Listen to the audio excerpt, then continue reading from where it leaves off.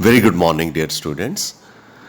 आज हम chemical kinetics में दो टॉपिक्स पढ़ेंगे। We shall talk about what is effect of catalyst on the rate of reaction and we shall talk about collision theory. These are two last topic of chapter chemical kinetics. After that, afterward we shall take up MCQs assignments as well as subjective assignments so that you can sharpen your skills on the chapter, because chemical kinetics is very important chapter for your competitive point of view as well as subjective of course. तो हमारे पास we have what is effect of catalyst on rate of reaction. तो आप सब बच्चों को अच्छे से पता है कि कैटलिस्ट एक ऐसा सब्सटेंस है जो सब्सटेंस की यानी कि रिएक्टेंट जब रिएक्ट करके प्रोडक्ट बनाते हैं तो उनके रेट ऑफ रिएक्शन को जो है वो क्या कर देते हैं, इंक्रीज कर देते हैं। और इनमें खुद में कोई परमानेंट केमिकल चेंज नहीं होता, मतलब ये कोई चेंज के अंडरगो नहीं जाते, मतलब इनमें कोई चेंज नहीं होता, they are regenerated as such. तो एक हमारे पास एग्जांपल है KClO3 MnO2 मैंगनीज डाइऑक्साइड, यहाँ पे कैटलिस्ट है, प्रोडक्ट आपको मिल रहा है। तो मैंगनीज डाइऑक्साइड कैटलिस्ट जो है इसने एज सच वो रीजनरेट हो जाएगा, इसने कैटलिस्ट की स्पीड को सिर्फ इंक्रीज करना है। अब कई बार कई किताबों में लिखा होता है कि कैटलिस्ट दो तरह के होते हैं, positive catalyst and negative catalyst. Catalyst वही होता है जो रिएक्शन की स्पीड को इंक्रीज करता है। नेगेटिव कैटलिस्ट जैसी कोई टर्म हमें नहीं यूज़ करनी चाहिए। इनफैक्ट अगर कोई सब्सटेंस, सपोज यही मैंगनीज डाइऑक्साइड है, वो KClO3 की डिकम्पोजिशन को स्लो कर देता है, तो इसको नेगेटिव कैटलिस्ट की बजाय we shall call it as a inhibitor. ठीक है। और कैटलिस्ट कैसे एक्ट करता है ये हम इंटरमीडिएट कॉम्प्लेक्स थ्योरी में पढ़ेंगे। इस थ्योरी के अकॉर्डिंगली जो इंटरमीडिएट कॉम्प्लेक्स थ्योरी है, इस थ्योरी के अकॉर्डिंगली कैटलिस्ट जो है केमिकल रिएक्शन में पार्टिसिपेट भी करता है, उनके साथ बॉन्ड भी बनाता है, लेकिन जब प्रोडक्ट बनता है ना तो कैटलिस्ट जो है वो अपना बॉन्ड ब्रेक कर लेता है, यानी कि कैटलिस्ट एज सच रीजनरेट हो जाता है। इसको हम ज़्यादा बेटर अंडरस्टैंड करेंगे एग्जाम्पल की हेल्प से। ठीक है। तो यहाँ पे एक ग्राफ भी शो किया गया है, जो ग्राफ है वो आपको बताएगा कि कैटलिस्ट की क्या इम्पोर्टेंट है।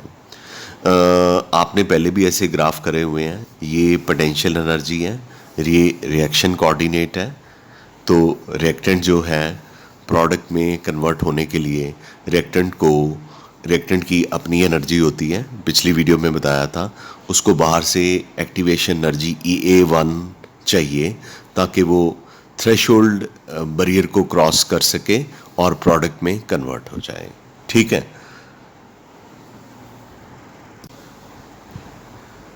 और साइमल्टेनियसली अगर आप कैटलिस्ट यूज़ कर सकते हो, ये ब्लैक डॉटेड लाइन से दिखाया हुआ है, अगर आप कैटलिस्ट यूज़ करते हो तो जो थ्रेशोल्ड एनर्जी का बैरियर है वो नीचे आ जाता है, यानी आपको रिएक्टेंट को कम एक्टिवेशन एनर्जी सप्लाई करनी पड़ती है। तो रिएक्टेंट जो है वो अपना पाथ प्रोडक्ट में कन्वर्ट होने के लिए क्या कर लेते हैं, चेंज कर लेते हैं।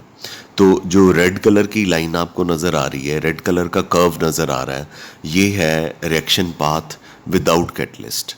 और ये जो ब्लैक कलर का कर्व आपको नज़र आ रहा है, ये है रिएक्शन पाथ विद कैटलिस्ट। तो क्लियरली इंडिकेटेड है कि ये जो डॉटेड लाइन है ये थ्रेशोल्ड एनर्जी है। थ्रेशोल्ड एनर्जी का बैरियर जो है वो नीचे आ गया। तो इसका मतलब कि कैटलिस्ट की प्रेजेंस में रिएक्टेंट को अगर प्रोडक्ट में कन्वर्ट होना है तो जो एक्टिवेशन एनर्जी EA2 रिक्वायर्ड है that is less as compare to EA1। तो इस तरह से एक्टिवेशन एनर्जी अगर कम हो जाए तो रिएक्टेंट जो है प्रोडक्ट में फास्टली क्या हो जाता है, कन्वर्ट हो जाता है। सिर्फ स्मॉल अमाउंट ऑफ जो कैटलिस्ट है वही कैटलाइज कर देता है लार्ज अमाउंट ऑफ रिएक्टेंट को। कैटलिस्ट इनफैक्ट हमेशा स्मॉलर क्वांटिटी में ही रिक्वायर्ड होता है। ये रिएक्शन की गिब्स फ्री एनर्जी चेंज को अफेक्ट नहीं करता। ये मैंने आपको इलेक्ट्रोकेमिस्ट्री के चैप्टर में +2 में डेल्टा जी के बारे में बताया था। गिब्स फ्री एनर्जी चेंज जो है वो रिएक्शन की स्पॉन्टेनिटी को डिस्क्राइब करती है। डेल्टा जी अगर नेगेटिव हो तो प्रोसेस स्पॉन्टेनियस होता है। तो जो कैटलिस्ट होते हैं सिर्फ स्पॉन्टेनियस रिएक्शंस के लिए होते हैं। ये नहीं होता कि कोई रिएक्शन आपके पास नॉन स्पॉन्टेनियस है तो आप कैटलिस्ट डालेंगे तो वो स्पॉन्टेनियस हो जाएगा। तो कैटलिस्ट ने सिर्फ रिएक्शन की स्पीड को इंक्रीज़ करना है। तो हम वापस आते हैं डेल्टा जी के ऊपर। कैटलिस्ट डालने से रिएक्शन की डेल्टा जी यानी गिब्स फ्री एनर्जी जे चेंज जो है वो चेंज नहीं होती। रिएक्शन की स्पॉन्टेनिटी में कोई इम्पैक्ट नहीं आता। अगर रिएक्शन स्पॉन्टेनियस है तो कैटलिस्ट उसको फास्ट कर देगा। अगर रिएक्शन नॉन स्पॉन्टेनियस है तो कैटलिस्ट उस रिएक्शन को प्रॉबेबली नहीं कर पाएगा। तो जो कैटलिस्ट है नॉन स्पॉन्टेनियस रिएक्शन को डज नॉट कैटालाइज। इसके अलावा हमने ये जो चीज़ें हैं थर्मोडायनामिक्स चैप्टर में +1 में और इक्विलिब्रियम में +1 में पढ़ी हुई हैं, लेकिन मैं बच्चों को डिस्टर्ब नहीं करता होता ये कह के कि आपको ये भी नहीं आता, आपको वो भी नहीं आता, ये आपने +1 में किया, ये आप छोड़ दो, ये नहीं मैं कराऊंगा क्योंकि आप +1 में बहुत अच्छे से करके आए। Actually practice makes a man perfect. So my theory is कि अगर आप दोबारा भी कर लेंगे, मैं 2 मिनट में अगर आपको दोबारा बता भी दूंगा, it's not going to make any harm to me. तो ये इक्विलिब्रियम कांस्टेंट को भी ऑल्टर नहीं करता। कौन? कैटलिस्ट। हाँ, जो इक्विलिब्रियम कांस्टेंट है वो रिवर्सिबल रिएक्शन में अटेन होता है। तो ये अगर फॉरवर्ड रिएक्शन की स्पीड को फास्ट करता है तो बैकवर्ड रिएक्शन की स्पीड को भी फास्ट करता है। तो इस तरह से हमने कैटलिस्ट का क्या इम्पैक्ट है रिएक्शन को फास्ट करने में वो हमने पढ़ लिया, या रेट ऑफ रिएक्शन में, या रेट ऑफ रिएक्शन कैसे फास्ट होता है ये हमें कैटलिस्ट जो है वो बता देता है। आई एम वेरी श्योर कि this is very clear to you catalyst वाला पार्ट। अब हमने जो last but not the least topic है इस चैप्टर का वो है collision theory of chemical reaction. ये थ्योरी जो है किनेटिक थ्योरी ऑफ गैसेस के ऊपर बेस्ड है। इस थ्योरी के अकॉर्डिंगली रिएक्टेंट जो है कंसिडर किए जाते हैं परफेक्टली हार्ड अफेयर्स। तो इस वर्ड को मैं स्टार दे रहा हूँ क्योंकि लास्ट में जाके हमने लिमिटेशंस पढ़नी है तो हार्ड अफेयर्स पे ही आके पढ़नी है। तो इस थ्योरी के अकॉर्डिंगली जो ये कोलिजन थ्योरी है केमिकल रिएक्शन की, ये किनेटिक थ्योरी ऑफ गैसेस के ऊपर बेस्ड है। और इस थ्योरी के अकॉर्डिंगली रिएक्टेंट मॉलिक्यूल को हार्ड अफेयर जो है वो कंसिडर किया जाता है और रिएक्शन को ये अज्यूम किया जाता है ये तभी होते हैं जब मॉलिक्यूल एक दूसरे के साथ कोलाइड करते हैं। तो कितनी collisions per second per unit volume of reaction mixture में होती हैं, that is called as collision frequency and it is represented by Z। अब पूरे टॉपिक में हमने Z को बार बार पढ़ना है, तो मैं कोलिजन फ्रीक्वेंसी की डेफिनेशन को एक बार आपको दोबारा से एक्सप्लेन करना चाहूँगा। Number of collisions per second, जितनी कोलिजन 1 सेकेंड में होती हैं पर यूनिट वॉल्यूम में, यानी कि 1 क्यूबिक सेंटीमीटर में रिएक्शन मिक्सचर में, उसको हम कोलिजन फ्रीक्वेंसी कहते हैं। और इसके अलावा एक्टिवेशन एनर्जी भी एक इम्पॉर्टेंट रोल प्ले करती है। एक्टिवेशन एनर्जी आप सप्लाई करेंगे रिएक्टेंट मॉलिक्यूल को तो वो थ्रेशोल्ड एनर्जी का बैरियर क्रॉस करेंगे और प्रोडक्ट में कन्वर्ट करेंगे, लेकिन यहाँ तक it's not the end of road. हम आगे चल के प्रॉपर ओरिएंटेशन के बारे में भी बात करेंगे, लेकिन अभी आप कंसिडर कीजिए एक बाईमॉलिक्यूलर एलिमेंट्री रिएक्शन। बाईमॉलिक्यूलर मतलब जिसमें 2 मॉलिक्यूल रिएक्ट करके प्रोडक्ट दे रहे हैं, इसकी मॉलिक्युलरिटी 2 है, यानी कि दो मॉलिक्यूल ए और बी दोनों को मॉलिक्यूल कंज्यूम कर लीजिए, और ये एक एलिमेंट्री यानी कि सिंपल रिएक्शन है। कॉम्प्लेक्स रिएक्शन के लिए वर्ड कॉम्प्लेक्स रिएक्शन ही यूज़ करते हैं, सिंपल रिएक्शन के लिए जो वर्ड है एलिमेंट्री रिएक्शन भी यूज़ कर सकते हैं।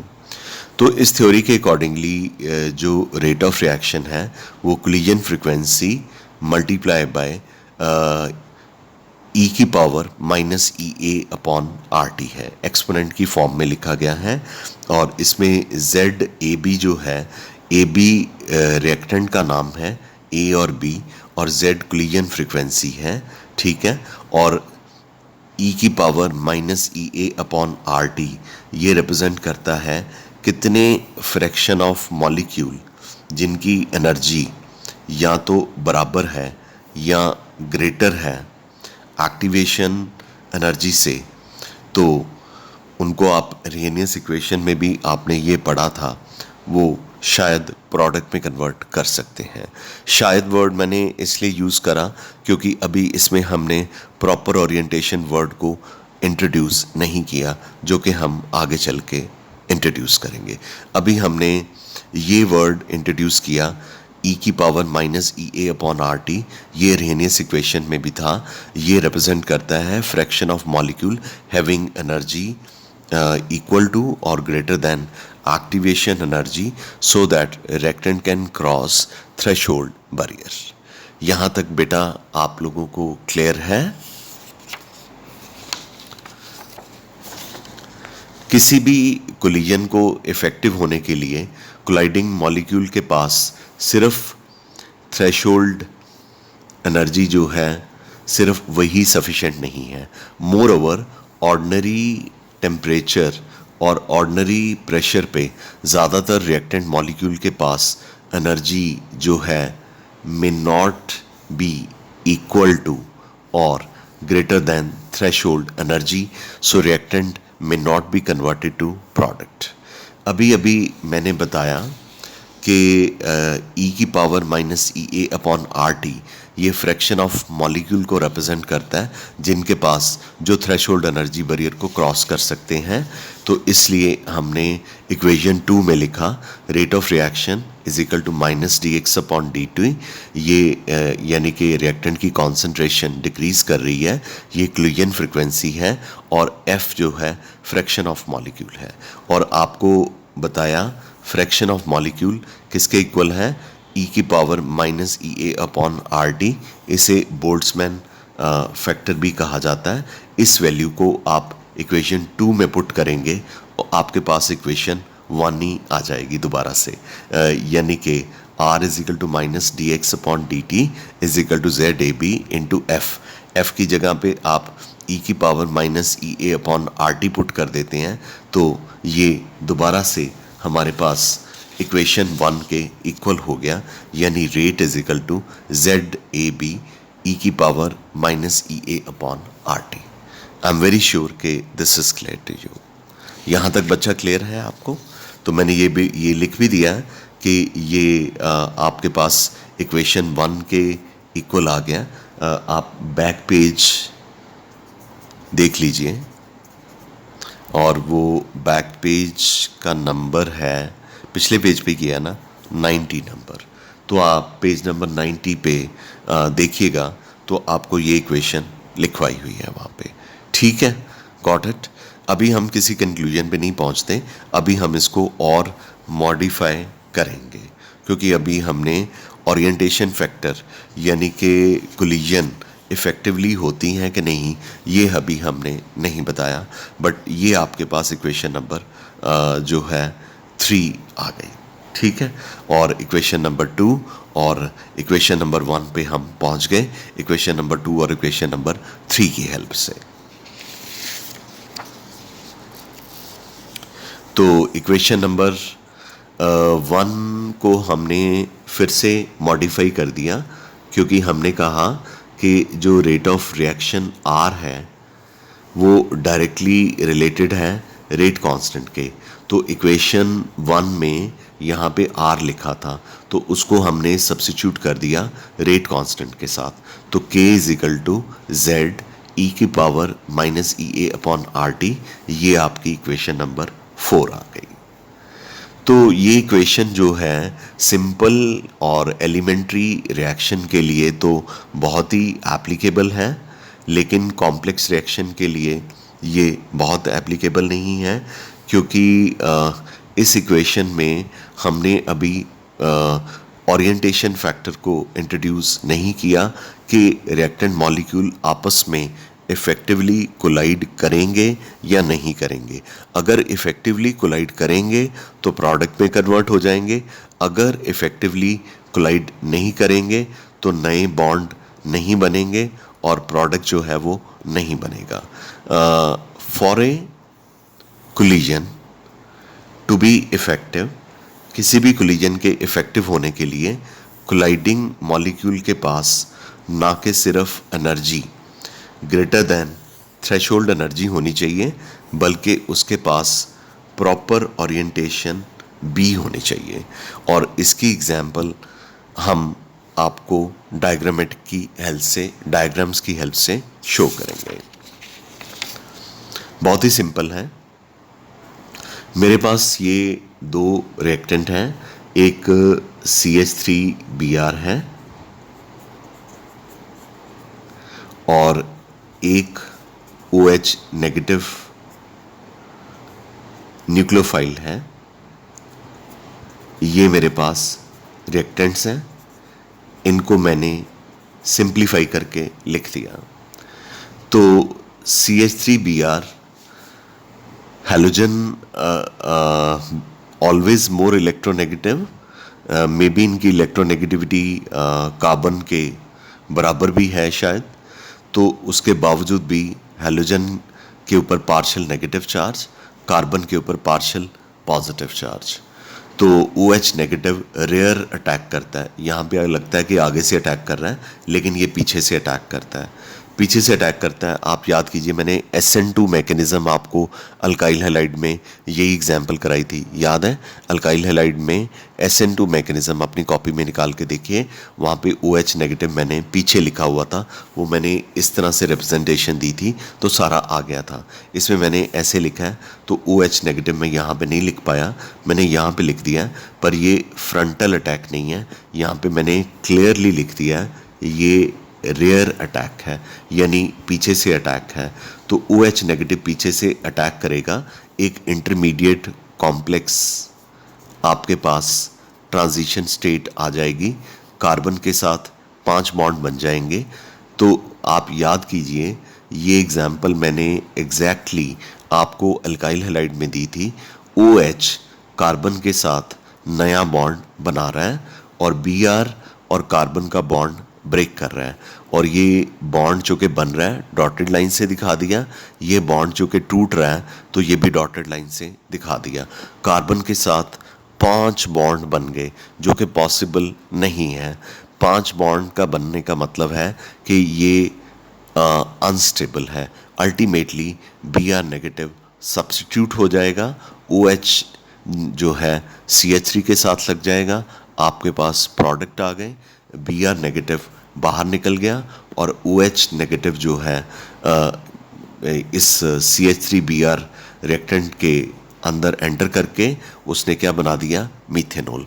चूँकि यहाँ पे क्या हुई, प्रॉपर ओरिएंटेशन। मैं और भी एग्जांपल दूंगा आपको प्रॉपर ओरिएंटेशन की, लेकिन अगर ये बाय चांस प्रॉपरली एक दूसरे के साथ कंबाइन नहीं करते तो ये एक दूसरे को रिपेल करेंगे तो आपके पास कोई भी प्रोडक्ट जो है नया नहीं आएगा। No new product is formed. Got it? ये प्रॉपर ओरिएंटेशन की एक अच्छी एग्जाम्पल है।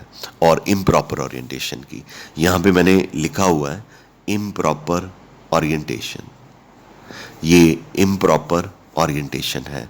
तो प्रॉपर और इम्प्रॉपर ओरिएंटेशन में दो रिएक्टेंट एक दूसरे को रिपेल करते हैं और नया प्रोडक्ट जो है वो नहीं बनता।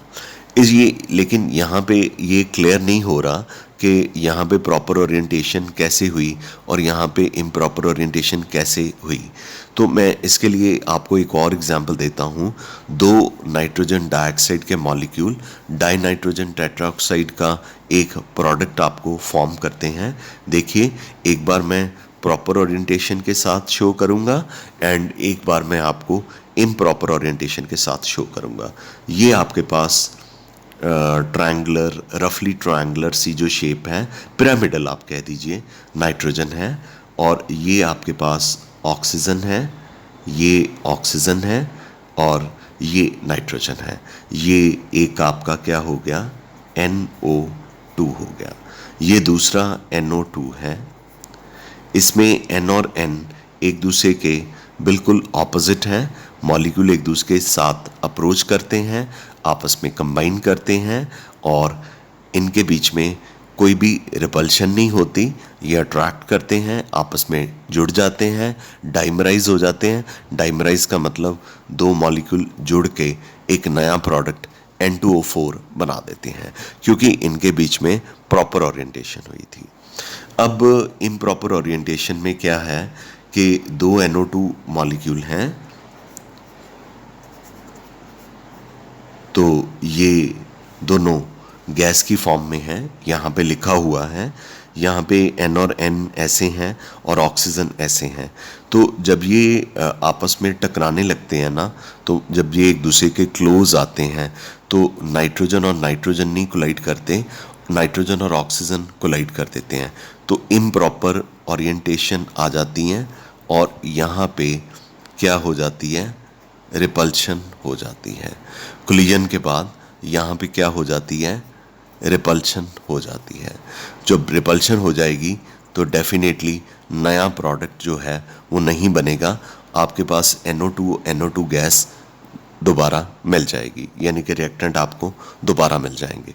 इसका मतलब थ्रेशोल्ड एनर्जी के अलावा हमें प्रॉपर ओरिएंटेशन का कॉन्सेप्ट जो है वो भी जो है सोचना पड़ेगा, वो भी पिक्चर में लाना पड़ेगा। इसका मतलब कि अगर रिएक्टेंट को प्रोडक्ट्स में कन्वर्ट करना है तो हमारे पास ना कि सिर्फ एक्टिवेशन एनर्जी होनी चाहिए ताकि रिएक्टेंट थ्रेशोल्ड बैरियर को क्रॉस कर सके, बल्कि रिएक्टेंट को प्रॉपरली आपस में कोलाइड भी करना चाहिए ताकि हमें प्रोडक्ट जो है वो मिल जाए। ठीक है, यहाँ तक क्लियर है? चूँकि प्रॉपर ओरिएंटेशन का कॉन्सेप्ट भी अब इसमें इंट्रोड्यूस करना है, तो जो इक्वेशन 4 थी, k = z e⁻⁻ equation number 4 जो थी, उसको ओरिएंटेशन फैक्टर या प्रोबेबिलिटी फैक्टर p से मल्टीप्लाई कर देना चाहिए, जैसा कि यहाँ पे दिखाया गया है। तो ओरिएंटेशन फैक्टर को कंसिडर करना है ताकि कोलिजन इफेक्टिव हो सके, तो एक और फैक्टर p, जिसे कि ओरिएंटेशन फैक्टर या प्रोबेबिलिटी फैक्टर कहते हैं, इसे आप इक्वेशन 4 में इंट्रोड्यूस कर दीजिए। तो इक्वेशन 4 क्या बन जाएगी? पहले थी इक्वेशन 4 k = ZAB e⁻⁻ बस उसको p से मल्टीप्लाई कर दिया। ये अब आपका मैथमेटिकल ट्रीटमेंट था कोलिजन थ्योरी का।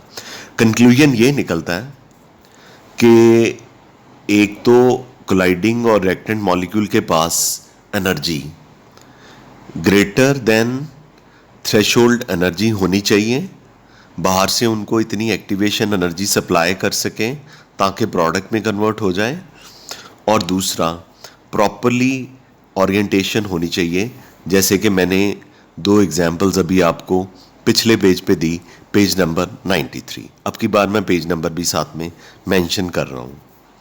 अब कंपैरिजन करना है अर्हेनियस इक्वेशन वर्सेस इक्वेशन नंबर 5 का, तो मैं दोनों लिख लेता हूँ। ये मेरे पास अर्हेनियस इक्वेशन है, k = frequency factor a pre exponential factor a e⁻⁻ और जो इक्वेशन 5 मैथमेटिकल ट्रीटमेंट से मिली कोलिजन थ्योरी की, वो भी है k = p, यानी कि orientation factor into collision frequency e की power minus E A upon are T. तो इनका ये वाला पार्ट दोनों इक्वेशन का मैच करता है। तो इसका मतलब ये हुआ कि जो ए है that should be equal to orientation factor into collision frequency, है ना, दोनों को कंपेयर करके। लिमिटेशन बस इसकी ये है कि इस थ्योरी के अकॉर्डिंगली एटम और मॉलिक्यूल जो है वो हार्ड सफेयर हैं और वो स्ट्रक्चरल एस्पेक्ट्स मॉलिक्यूल के उनको कंसिडर नहीं करती, और ये सिंपल रिएक्टेंट मॉलिक्यूल जो हैं उनके रिएक्शन को तो बहुत ही अच्छे से एक्सप्लेन कर पाती है, उनके रिएक्टेंट को प्रोडक्ट में कैसे कन्वर्ट करना है उनको तो बहुत ही अच्छे से एक्सप्लेन कर पाती है, पर जो कॉम्प्लेक्स रिएक्शन होते हैं उनको ये थ्योरी जो है वो प्रॉपरली एक्सप्लेन नहीं कर पाई। तो उसके लिए हायर क्लासेस में आप एक और थ्योरी पढ़ सकते हैं। उस थ्योरी का नाम होगा ट्रांजिशन स्टेट थ्योरी और theory of absolute reaction rates. Higher classes मतलब बीएससी क्लासेस में, पर आपको इतना ही करना है, ठीक है। तो इसके साथ ही हमारा केमिकल काइनेटिक्स का जो चैप्टर है this is over. I am sure the chapter is very clear to you. We have done quite a lot of numericals also, so I would suggest you now start solving numerical exercise, unsolved exercise of Arrhenius equation, and बाकी first order rate equation की भी मैंने वैसे काफ़ी करवा दी है, लेकिन आप फिर भी उसकी अनसॉल्व्ड एक्सरसाइज जो है वो ट्राई कर सकते हैं। कल मैं आपको असाइनमेंट सेंड करता हूँ, ठीक है बच्चा। Thank you, we call it a day, love you all. I hope you understood the chapter nicely. अपना होमवर्क टाइम पे डिपॉजिट करवाया करो, सबमिट करवाया करो। Thank you, good day.